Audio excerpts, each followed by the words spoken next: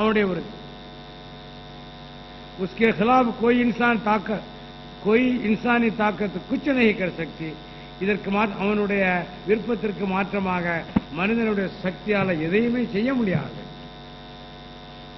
बेशक हम कमजोर हैं, ज़ईफ हैं, उसका हमें इकरार है. சத்திய நிச்சயமாக சந்தேகத்திற்கிடமின்றி நாம் பலவீனமானவர்கள் தான். இதை நாம் ஏற்றுக்கொள்றோம். நம்ம ஒன்றும் அணுகுண்டுலாம் நம்மகிட்ட இல்லை, ஆயுதங்கள்லாம் இல்லை, ஆள் பலமும் மற்ற பலமும் இல்லை. மகர் खुदा ताला के वादा पर हमें यकीन है.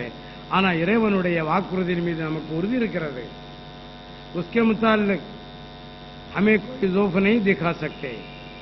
हाँ, उसके मुतालिक हम कोई ज़ौफ नहीं दिखा सकते. அவனுடைய வாக்குறுதிக்கு மாற்றமாக நாம் பலவீனத்தை காட்ட முடியாது. हम ये नहीं कहते कि उनको कुचल देंगे, நாம் அவர்களை அழித்து விடுவோம் என்று நாம் சொல்லவில்லை. मगर ये जरूर यकीनन और हतमी तौर पर कहते हैं कि खुदा उनको कुचल देगा. ஆனால் இறைவன் அவர்களை அழித்து விடுவான் என்று நாம் உறுதியாக சொல்லுவோம். இதுல சந்தேகம்லாம் கிடையாது. நம்மளை எதிர்த்து வந்தால் நிச்சயமாக இறைவன் அவர்களை அழித்து விடுவான், நாம் அழிக்க மாட்டோம். खा वो कितनी बड़ी फौजों के साथ हमारे खिलाफ खड़े हो जाए. और எவ்வளவு பெரிய फौஜுகளை, அதாவது பட்டாளங்களை கொண்டு வந்தாலும் சரிதான். லடாய் கா நாம் இஸ்லாமி ஆக ரக்கா है. இந்த போருக்கு இஸ்லாத்தினுடைய அந்த மரபு தொடரில் என்ன பண்ணி வச்சிருக்காங்க? நெருப்பு அப்படின்னு குரான்ல வருது. போருக்கு பெயர் நெருப்பு. ஹஜ்ரத் மஸீஹ் அலைஹிஸ்ஸலாம் அவர்களுக்கு ஒரு வஹி வந்திருக்குது.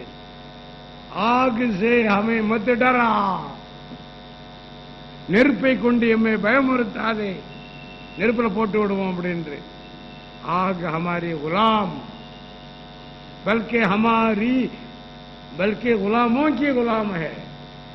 நெருப்பு எங்களுடைய அடிமை என்றாலும் எங்களுடைய அடிமைக்கு அடிமை. ஆகையினால எதிரிகளை நெருப்பை காட்டி எங்களை பயமுறுத்தாதீர்கள் அப்படின்னு வந்திருக்கு. ஆகவே சண்டை நாங்கள் போர் செய்வோம், அணுகுண்டு போட்டு தீர்த்து விடுவோம் என்று எங்களை பயமுறுத்தாதீர்கள். அணுகுண்டு நெருப்பு தான். बस हम पर गालिब आने का ख्याल उनका महज वहम और गुमान है. நாம் ஜெயித்து விடுவோம் என்று எதிரிகள் நினைக்கிறாங்களே, இது வெறும் கற்பனை தான். நிச்சயமாக அவங்களால ஜெயிக்க முடியாது. अगर हम में से हर एक को कत्ल कर दें, எங்கள ஒவ்வொருவரையும் அகமதிகளாகிய நம்மை ஒவ்வொருவரையும் அவர்கள் கொலை செய்து விட்டாலும் சரிதான். फिर कत्ल करके जला दें, फिर மீது எஞ்சி இருக்கக்கூடியவங்களாம் அவர்கள் சாகடித்தாலும் சரிதான். फिर राख को उड़ा दें तो भी दुनिया में अहमदियत कायम रहेगी. நம்மளெல்லாம் சாகடித்து விட்டு நம்முடைய சாம்பல்களை கரைத்து விட்டாலும் சரிதான். ஆனா உலகில அகமதியத்து இருக்கத்தான் செய்யும். அகமதியா ஜமாத் இல்லை என்றா இறைவன் இல்லை என்றார். அகமதியா ஜமாத்துக்கு தான் செய்யும். இடையில ஒரு விஷயம் சொல்றேன். திருக்குறான்ல என்னென்ன முன்னறிவிப்புகள்லாம் இருக்கிறதோ அவ்வளவு முன்னறிவிப்பும் நிறைவேறுகின்ற வரைக்கும் குரான் உலகம் இருக்கும், அழிய செய்யாது. அடுத்து ஹர் கோம் ஹர் முல்க் ஹர் பர்ரே ஆஸம் में फैलेगी. எல்லா சமுதாயத்திலையும் எல்லா நாடுகளிலும் எல்லா கண்டங்களிலையும் அஹ்மதியா ஜமாத்து பரவும்.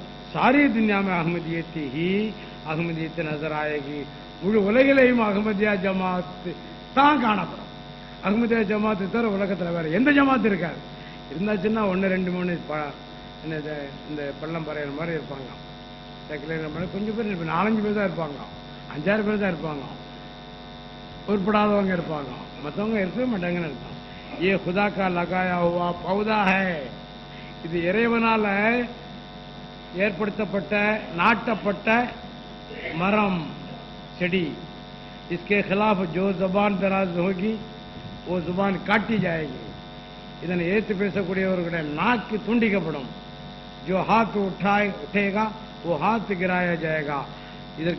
இதற்கு மாற்றமாக கையை தூக்கினா கையை என்ன செய்யப்படும்? வீழ்த்தப்படும். जो आवाज बुलंद होगी वो आवाज बंद की जाएगी. இதற்கு மாற்றமாக சத்தம் போட்டான்னா அந்த சத்தத்தை நிறுத்தப்படும், बंद की जाएगी. जो कदम उठेगा वो कदम कट जाएगा. அஹ்மதியா ஜமாத்துக்கு ஏற்று வரக்கூடிய கால்கள் எல்லாம் துண்டிக்கப்படும். अगर अंग्रेज जर्मन अमेरिकन फ्रांसीसी सब मिल जाए तो भी